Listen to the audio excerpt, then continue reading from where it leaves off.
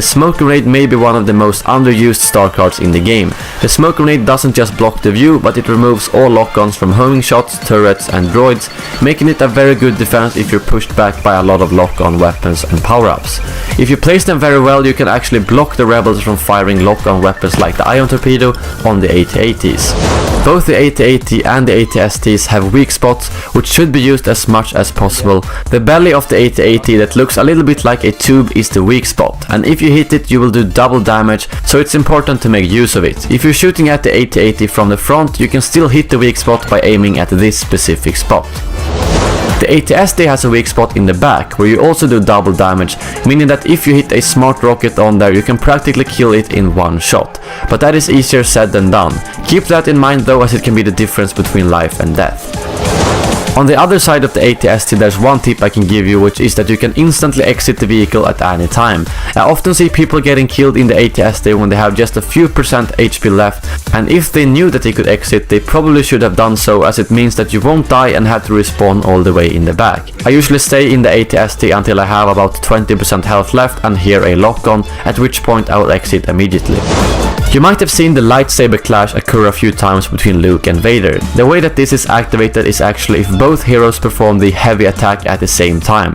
When the two heroes lock into the saber clash, you simply need to spam the attack button, and whoever wins the fight will knock back the enemy and get the upper hand for the next hit.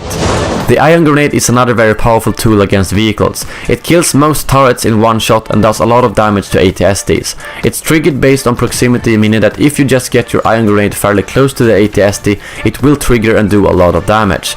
I think it does more damage than the ion torpedo, but as a trade-off it obviously doesn't have as long range.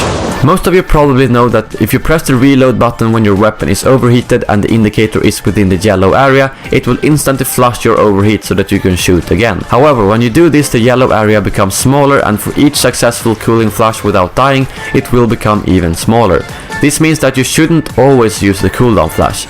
If you just killed an enemy and your weapon overheated, don't perform a cooling flush unless you have more enemies to kill, as that will only make it harder to hit the area the next time, which might just be the time where you really needed it.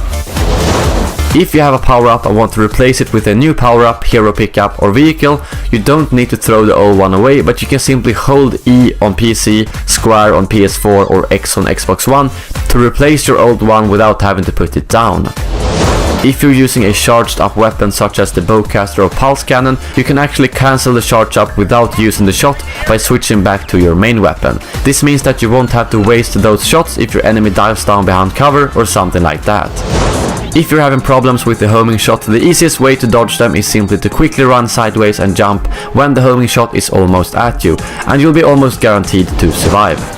Combining burst weapons such as the SE-14C and EE-3 with the explosive shot creates a very powerful combination that can melt the enemies very quickly, and it also gives them a lot longer effective range than usual.